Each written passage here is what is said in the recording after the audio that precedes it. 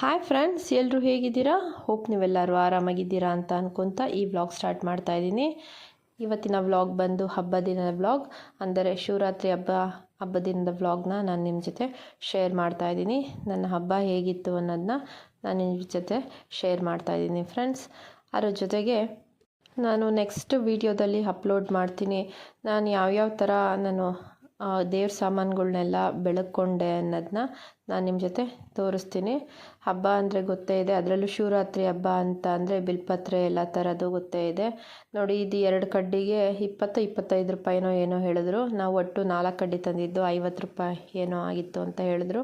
ಅಲ್ಲ, ಒಂದೊಂದು ಕಡ್ಡಿಗೂ ಮಹತ್ವ ಇದೆ ಅಲ್ವಾ ಫ್ರೆಂಡ್ಸ್. ಶಿವರಾತ್ರಿ ಹಬ್ಬ ಅಂತ ಅಂದರೆ ಶಿವನಿಗೆ ಬಿಲ್ವಪತ್ರೆ ಅಂದರೆ ತುಂಬ ಇಷ್ಟ. ಅದಕ್ಕೋಸ್ಕರ ಬಿಲ್ವಪತ್ರೆ ತಂದೇ ತರ್ತೀವಿ. ನಾವು ಯಾವುದು ಹೂವು ತಂದರೂ ಕೂಡ ಬಿಲ್ಪತ್ರೆ ಇದ್ದೇ ಇರುತ್ತೆ.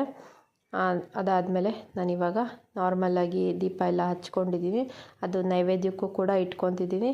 ನಾನು ನೈವೇದ್ಯಕ್ಕೆ ಟಮಟ ಮಾಡಿದ್ದೆ, ಅಂದರೆ ನಾನು ರಾತ್ರಿನೇ ಮಾಡಿಟ್ಕೊಂಡಿದ್ದೆ. ನಮ್ಮ ಮನೆಯಲ್ಲಿ ಚಿಕ್ಕ ಮಗು ಇರೋದ್ರಿಂದ ನನಗೆ ಆವಾಗ ಮಾಡೋಕ್ಕಾಗಲ್ಲ ಅಂತ ಇನ್ನೇನು ನೈವೇದ್ಯಕ್ಕೆ ಟಮಟ, ಬಾಳೆಹಣ್ಣು ಮತ್ತು ವಾಟರ್ ಮೆಲನ್, ಕಲ್ಲಂಗಡಿ ಹಣ್ಣು ಎಲ್ಲ ಇಟ್ಕೊಂಡಿದ್ದೆ. ಒಂದು ಕಾಯಿ ಕೂಡ ಇಟ್ಕೊಂಡಿದ್ದೀನಿ. ಅದಾದಮೇಲೆ ನೈವೇದ್ಯ ಮಾಡಿ ಹೊಡಿಯೋಣ ಅಂತ ಇಟ್ಕೊಂಡಿದ್ದೀನಿ. ನೋಡಿ ಫ್ರೆಂಡ್ಸ್, ನಾನು ತೋರಿಸ್ತಾ ಇದ್ದೀನಿ. ಇದು ಒಂದು ಚಿಪ್ ಫುಲ್ಲೂ ಇಟ್ಕೊಂಡಿದ್ದೀನಿ ಬಾಳೆಹಣ್ಣ, ಮತ್ತು ಒಂದೇ ಒಂದು ಪೀಸು ಸಣ್ಣದಾಗಿ ಕಲ್ಲಂಗಡಿ ಹಣ್ಣು ಇಟ್ಕೊಂಡಿದ್ದೀನಿ. ಒಂದು ದೊಡ್ಡದು ಇಡೋಕ್ಕಾಗಲ್ವಲ್ಲ, ಅದಕ್ಕೋಸ್ಕರ ಅಂತ. ಇದೇನು ನೀವು ಸೀರಿಯಸ್ಸಾಗಿ ತೊಗೋಬೇಡಿ, ಚಿಕ್ಕ ಪೀಸ್ ಇಟ್ಟಿದ್ದಾಳೆ ಹಾಗೆ ಹಿಂಗೆ ಕ್ಲೀನಾಗಿ ಹೆಚ್ಚಾಗಿ ಬಂದಿಲ್ಲ ಅದೇನಿಲ್ಲ. ನಾವು ನಾರ್ಮಲಾಗಿ ನಾವು ಹೇಗೆ ತಿನ್ನೋದಕ್ಕೆ ಹೆಚ್ಕೊತೀವೋ ಆ ರೀತಿ ಇಟ್ಟಿದ್ದೀನಿ ಫ್ರೆಂಡ್ಸ್, ಅಷ್ಟೇ. ಬನ್ನಿ ಫ್ರೆಂಡ್ಸ್, ಈಗ ನಾವು ಪೂಜೆನ ಸ್ಟಾರ್ಟ್ ಮಾಡೋಣ. ಎಲ್ಲದಕ್ಕೆ ಮುಂಚೆ ನಾವು ದೀಪ ಹಚ್ಕೊಂಡಿದ್ದೀವಿ. ದೀಪ ಹಚ್ಕೊಂಡಾದ್ಮೇಲೆ ಕಾಯೆಲ್ಲ ಹೊಡ್ಕೊಂಬರೋಣ. ಕಾಯಿ ಹೊಡಿಯೋದಕ್ಕೆ ಮುಂಚೆ ನಾನು ಊದ್ಗಡ್ಡಿ ಹಚ್ಕೊಂಡ್ಬಿಡ್ತಾ ಇದ್ದೀನಿ. ಊದ್ಗಡ್ಡಿಯಲ್ಲಿ ಬೆಳಗಿದ್ರೆ ಕಾಯಿ ಹೊಡಿಯೋದಕ್ಕೆ ಈಸಿ ಆಗುತ್ತೆ ಅಂತ ಆಗ ಊದ್ಗಡ್ಡಿಯೆಲ್ಲ ಹಚ್ಕೊಂಡು ಬೆಳಕೊತಾ ಇದ್ದೀನಿ. ನಾನು ಅದು ಗಂಟೆ ಹೊಡಿಯೋದೆಲ್ಲ ತೋರಿಸಿಲ್ಲ, ನಾನು ಹಾಗೇ ಹೊಡ್ಕೊತಾ ಇದ್ದೀನಿ. ಆಮೇಲೆ ನೈವೇದ್ಯ ಕೂಡ ಮಾಡ್ಕೊತೀನಿ. ಇದಾದಮೇಲೆ ನಾನು ಕಾಯಿ ಹೊಡ್ಕೊಂಬರ್ತೀನಿ. ಇದೆಲ್ಲ ಆದಮೇಲೆ ನಾನು ಶಿವಪೂಜೆ ಮಾಡಿಕೊಂಡೆ. ಅದು ನಾನೇನು ಡೀಟೇಲಾಗಿ ತೋರಿಸಿಲ್ಲ ಶಿವಪೂಜೆ ಮಾಡಿರೋದನ್ನ. ಅದು ಪಂಚಾಮೃತದಲ್ಲಿ ಶಿವಪೂಜೆ ಮಾಡ್ಕೋಬೇಕು. ಅಂದರೆ ಹಾಲು, ಮೊಸರು, ಜೇನುತುಪ್ಪ, ಸಕ್ಕರೆ ಇದನ್ನೆಲ್ಲ ಸೇರಿಸಿ ಪಂಚಾಮೃತ ಆಗುತ್ತಲ್ಲ, ಬಾಳೆಹಣ್ಣು ಇದರಲ್ಲೆಲ್ಲ ಸೇರಿಸಿ ನೈವೇದ್ಯ ಮಾಡ್ಕೋಬೇಕು. ಅಂದರೆ ಶಿವಪೂಜೆ ಮಾಡ್ಕೊಬೇಕು, ಅಭಿಷೇಕ ಎಲ್ಲ ಮಾಡಿ. ಯಾಕಂದರೆ ಶಿವ ಅನ್ನೋದು ಅಭಿಷೇಕ ಪ್ರಿಯ ಅಲ್ವಾ, ಅದರಿಂದ ಇವಾಗ ಮಂಗಳಾರತಿ ಕೂಡ ಬೆಳಕೊಂಡ್ಬಿಡ್ತಾ ಇದ್ದೀನಿ. ಅದಾದಮೇಲೆ ನಾವು ಶಿವಪೂಜೆನ ಸ್ಟಾರ್ಟ್ ಮಾಡೋಣ. ಶಿವಪೂಜೆ ನಾನು ನಿಮಗೆ ಇವಾಗ ತೋರಿಸ್ತಾ ಇದ್ದೀನಿ ನೋಡಿ. ಇದು ತುಂಬ ಜನ ಗೊತ್ತಿರುತ್ತೆ, ಕಡ್ಗೆ ಅಂತ ಕರೀತಾರೆ ಇದನ್ನು. ಕಡ್ಗೆ ಎಲ್ಲ ಹೇಗಿರುತ್ತೆ ಅಂತ ಗೊತ್ತಿರುತ್ತೆ. ಗೊತ್ತಿಲ್ಲದಲ್ಲೇ ಇರೋರಿಗೆ ತೋರಿಸ್ತಾ ಇದ್ದೀನಿ ನೋಡಿ. ಈ ಥರ ಬಟ್ಟೆಯಲ್ಲಿ ಇಟ್ಟಿರ್ತಾರೆ, ಈ ಥರ ಚಿಕ್ಕದಾಗಿರುತ್ತೆ. ಆಲ್ಮೋಸ್ಟ್ ಎಲ್ಲರಿಗೂ ಗೊತ್ತೇ ಇರುತ್ತೆ ಅಂದ್ಕೊಂಡಿದ್ದೀನಿ, ಬಟ್ ಗೊತ್ತಿಲ್ಲದಲ್ಲೇ ಇರೋರು ನೋಡ್ಕೋಬೋದು. ಆಮೇಲೆ ವಿಭೂತಿ, ಗಂಧ, ಅಕ್ಷತೆ, ಇದಕ್ಕೆಲ್ಲ ಅರಿಶಿನ ಕುಂಕುಮ ಏನು ಇಡೋ ಅವಶ್ಯಕತೆ ಇಲ್ಲ. ಜಸ್ಟ್ ವಿಭೂತಿ, ಗಂಧ, ಅಕ್ಷತೆ ಇಟ್ಟರೆ ಆಯಿತು. ಅದಾದಮೇಲೆ ಮಂತ್ರಗಳನ್ನ ಪಠಿಸ್ಬೇಕು. ಅಂದರೆ ಓಂ ನಮಃ ಶಿವಾಯ ಅನ್ನೋ ಮಂತ್ರ ಮುಂದೆ ಇನ್ನೇನು ಇಲ್ಲ ಅಲ್ಲ ಫ್ರೆಂಡ್ಸ್, ಅದಕ್ಕೋಸ್ಕರ ಓಂ ನಮಃ ಶಿವಾಯ ಅಂತ ಪಠಿಸ್ಬೇಕು. ಆಮೇಲೆ ಕೈಯಲ್ಲಿ ಇಟ್ಕೊತೀವಲ್ಲ, ಅಲ್ಲಿ ಶಿವ ಪಾರ್ವತಿ ಇರ್ತಾರೆ ಅಂತ. ಆವಾಗ ನಾವು ಅದನ್ನು ಜಪ ಮಾಡಬೇಕು. ಇಲ್ಲ ಅಂದರೆ ನಿಮ್ಮ ಹತ್ರ ರುದ್ರಾಕ್ಷಿ ಇದ್ದರೆ ರುದ್ರಾಕ್ಷಿಯಲ್ಲಿ ಕೂಡ ನೀವು ಜಪ ಮಾಡ್ಬೋದು. ನಿಮಗೆ ಗೊತ್ತೇ ಇರುತ್ತೆ. ಓಂ ನಮಃ ಶಿವಾಯ, ಓಂ ನಮಃ ಶಿವಾಯ ನೋಡಿ ನಾನು ಪಠಿಸ್ತಾ ಇದ್ದೀನಲ್ಲ, ಆ ಥರ ಅದು 1-3 ಸತಿ ಪಠಿಸ್ಬೇಕು ಮಿನಿಮಮ್. ಅದಾದಮೇಲೆ ನಾವು ಅದನ್ನು ಅದೇ ಥರ ಬಟ್ಟೆಯಲ್ಲಿ ಇನ್ನೊಂದು ಬಟ್ಟೆನ ಊದ್ಗಡ್ಡಿಯಲ್ಲಿ ಹಿಡಿದ್ಬಿಟ್ಟು ಅದಕ್ಕೆ ಹಾಕ್ಕೋಬೋದು.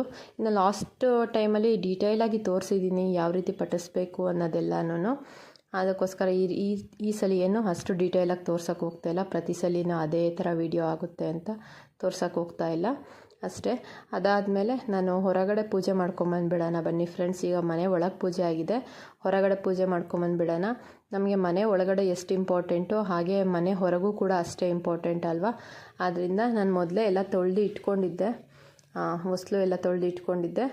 ಅದಕ್ಕೆ ಅರಿಶಿನ ಕುಂಕುಮ ವಿಭೂತಿ ಎಲ್ಲ ಹಚ್ಚಿಬಿಟ್ಟು ಮತ್ತು ರಂಗೋಲಿನೂ ಎಲ್ಲ ಬಿಡಿಸ್ಬಿಟ್ಟು ಬಾಗಿಲು ಪೂಜೆ ಮಾಡೋಣ ಅಂತ ಅಂದ್ಕೊತಾ ಇದ್ದೀನಿ. ನಮ್ಮದು ತುಳಸಿ ಕಟ್ಟೆಯಲ್ಲಿ ತುಳಸಿ ಗಿಡ ಸ್ವಲ್ಪ ಒಣಗೋದಂಗೆ ಆಗಿಬಿಟ್ಟಿದೆ, ಅದರಿಂದ ಸ್ವಲ್ಪ ದಿನಗಳಾದಮೇಲೆ ಹಾಕೋಣ ಅಂತ ಹಾಗೆ ಇಟ್ಕೊಂಡಿದ್ದೆ. ಈ ಕೆಮ್ಮಣ್ಣು ಕೂಡ ಹಾಕ್ತಾಯಿದ್ದೀನಿ. ನಾನು ಸ್ಪೆಷಲ್ ಡೇಸಲ್ಲಿ ಅಷ್ಟೇ ಕೆಮ್ಮಣ್ಣೆಲ್ಲ ಯೂಸ್ ಮಾಡೋದು, ಪ್ರತಿದಿನ ಏನು ಯೂಸ್ ಮಾಡೋಕ್ಕೆ ಹೋಗಲ್ಲ. ಈಗೆಲ್ಲ ಬಾಗಿಲು ಪೂಜೆ ಎಲ್ಲ ಆಯಿತು. ಬಾಗಿಲು ಕೂಡ ಸ್ಪೆಷಲ್ಲಾಗಿ ಅಂದರೆ ಬಿಲ್ಪತ್ರೆನೆಲ್ಲ ಹಾಕಿದ್ದೀನಿ. ಇವಾಗ ಪೂಜೆ ಎಲ್ಲ ಮಾಡಿಬಿಟ್ಟು ನಾವು ಒಳಗೆ ಹೋಗೋಣ. ಈ ಸಲ ಬಂದಿರೋದು ಅಂದರೆ ಅಯೋಧ್ಯೆಯಿಂದ ಬಂದಿರೋ ಪ್ರಸಾದ ಬಂದು 5 ನದಿಗಳದ್ದು ನೀರು ಬಂದಿದೆ. ಅದ್ರ ಜೊತೆಗೆ ಒಂದು ಸ್ವಲ್ಪ ವಿಭೂತಿ ಬಂದಿದೆ. ವಿಭೂತಿ ಅಂದರೆ ಪುಡಿ ವಿಭೂತಿ ಬರುತ್ತಲ್ಲ, ಅಂದರೆ ಪೌಡರ್ ಟೈಪ್ ಇರುತ್ತಲ್ಲ, ಆ ರೀತಿ ಬಂದಿದೆ. ನೋಡಿ, ಇದು ಬಾಕ್ಸಲ್ಲೆಲ್ಲ ಹಾಕ್ತಾ ಇದ್ದೀನಲ್ಲ, ನಾನು ಒಂದರಲ್ಲೇ ಎಲ್ಲನೂ ಹಾಕ್ಕೊಂಬಿಡ್ತಾಯಿದ್ದೀನಿ. ಇದು ಗಂಗಾಜಲ ಎಲ್ಲನೂ ಒಂದರಲ್ಲೇ ಹಾಕ್ಕೊಂಬಿಡ್ತಾಯಿದ್ದೀನಿ. ಸ್ವಲ್ಪ ಚೆಲ್ಲೋಗ್ಬಿಟ್ಟಿತ್ತು ಅದರೊಳಗೆ, ಆದ್ರೂ ಎಲ್ಲ ಅದರಲ್ಲೇ ಹಾಕ್ಕೊಂಡು ಅದಕ್ಕೆ ಸ್ವಲ್ಪ ಅಂದರೆ ಏನು ಬಂದಿತ್ತಲ್ಲ ಅದನ್ನೆಲ್ಲನೂ ಪ್ರೋಕ್ಷಣೆ ಮಾಡಿಬಿಟ್ಟ ಇದು ಮಾಡೋಣ. ಅಂದರೆ ಮನೆಗೆಲ್ಲ ಪ್ರೋಕ್ಷಣೆ ಮಾಡಬೇಕು ಮೂಲೆಗೆ. ಅದಕ್ಕೆ ಮುಂಚೆ ನಾನು ಗಂಗೆ ಪೂಜೆ ಥರನೇ ಮಾಡ್ಕೊಂಬಿಡ್ತಾಯಿದ್ದೀನಿ. ಯಾಕಂದರೆ ಅದು ಹೊರಗೆ ಎಲ್ಲೆಲ್ಲೋ ಇಟ್ಟು ಬಂದಿರುತ್ತೆ.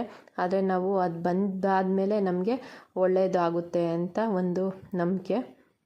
ಈಗ ಅದಕ್ಕೆ ಗಂಧ, ಅಕ್ಷತೆ, ಕುಂಕುಮ ಎಲ್ಲ ಹಾಕ್ಬಿಟ್ಟು ಗಂಗೆ ಚೇಮನೆ ಚೇವ ಗೋದಾವರಿ ಸರಸ್ವತಿ ಅಂತ ಹೇಳಿಬಿಟ್ಟು ಅದಕ್ಕೆ ಪೂಜೆ ಮಾಡ್ಕೊಂಬಿಡ್ತಾ ಎಲ್ಲ ಮನೆಗೆಲ್ಲ ಪ್ರೋಕ್ಷಣೆ ಮಾಡ್ತಾಯಿದ್ದೀನಿ. ಮೊದಲು ದೇವ್ರ ಮನೆಗೆ ಪ್ರೋಕ್ಷಣೆ ಮಾಡ್ತಾಯಿದ್ದೀನಿ. ಮೊದಲು ದೇವರಲ್ವ ಇಂಪಾರ್ಟೆಂಟು ನಮಗೆ. ಅದಾದಮೇಲೆ ಒಂದೊಂದಾಗಿ ಒಂದೊಂದು ಗೋಡೆಗೂ ಬಿಡ್ದಲೇ ಪ್ರೋಕ್ಷಣೆ ಮಾಡಬೇಕು ಅಂತ. ಮತ್ತು ಪ್ರತಿಯೊಬ್ಬರು ಮನೇಲಿರೋರು ಎಲ್ಲರೂ ಕೂಡ ಪ್ರೋಕ್ಷಣೆ ಮಾಡ್ಕೋಬೋದು. ಅದಾದಮೇಲೆ ನಮಗೆ ಹೊಟ್ಟೆ ಹಸಿಯುತ್ತಲ್ಲ, ಅಂದರೆ ಉಪವಾಸ ಏನಿರಲ್ಲ, ನಾವು ಯೂಶ್ವಲಾಗಿ ಅನ್ನ ತಿನ್ನಲ್ಲ ಅಷ್ಟೇ. ಚಪಾತಿ ಮತ್ತು ಟೊಮೊಟೊ ಪಲ್ಯ ಮಾಡ್ಕೊಂಡಿದ್ವಿ. ಚಪಾತಿ ಟೊಮೊಟೊ ಪಲ್ಯ. ನಾವಂತೂ ನಿಜವಾಗ್ಲೂ ಉಪವಾಸ ಇರಲ್ಲ. ಅದು ಹೆಂಗಿರ್ತಾರೋ ನನಗೆ ಗೊತ್ತಿಲ್ಲ. ನಮ್ಮಮ್ಮ ಅವರೆಲ್ಲ ಇರ್ತಾರೆ, ನನ್ನ ಕೈಲಿ ಇರೋಕ್ಕಾಗಲ್ಲ ಅಷ್ಟೇ. ನಮ್ಮಮ್ಮವರೆಲ್ಲ ಇದ್ಬಿಟ್ಟು ಅಭಿಷೇಕ ಮಾಡ್ತಾರೆ. ಅಂದರೆ ದೇವಸ್ಥಾನದಲ್ಲಿ ಅಭಿಷೇಕ ಇರುತ್ತಲ್ಲ, ಅಭಿಷೇಕ ಎಲ್ಲ ಮಾಡ್ತಾರೆ. ನೋಡಿ, ಇದನ್ನು ಕುಂಭಾಭಿಷೇಕ ಅಂತ ಹೇಳ್ತಾರೆ.